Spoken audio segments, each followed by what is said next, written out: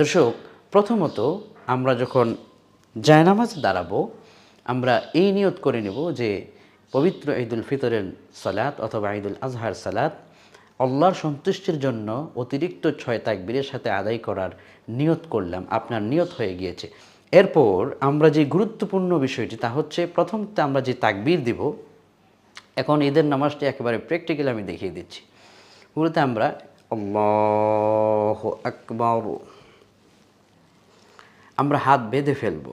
প্রথম তাকবীরে মনে রাখতে হবে আল্লাহু আকবার বলে হাত বেঁধে ফেলতে হবে। অনেকে ভুলে প্রথম তাকবীরেই হাত ছেড়ে দেন। না, প্রথম তাকবীরে হাত বেঁধে ফেলতে হবে এবং এখানে থানা পড়তে হবে।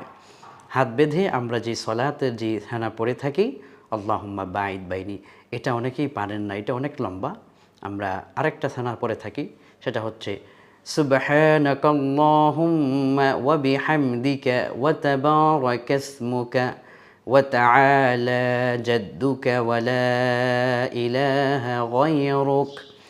এই থানাটা আপনি যখন পড়লেন, আপনার এখন থেকে অতিরিক্ত 3টি তাকবীর শুরু হবে। দর্শক, এইখানে আপনাদের মনে রাখতে হবে যে আপনি কিন্তু প্রথম তাকবীরটা কিন্তু হুবহু অন্য সালাতের মতোই হাত বেঁধেছেন। আপনার কিন্তু সহজ হয়ে গেল। প্রথম তাকবীরটা আপনি অন্য সালাতের মতোই হাত বেঁধে ফেলেছেন।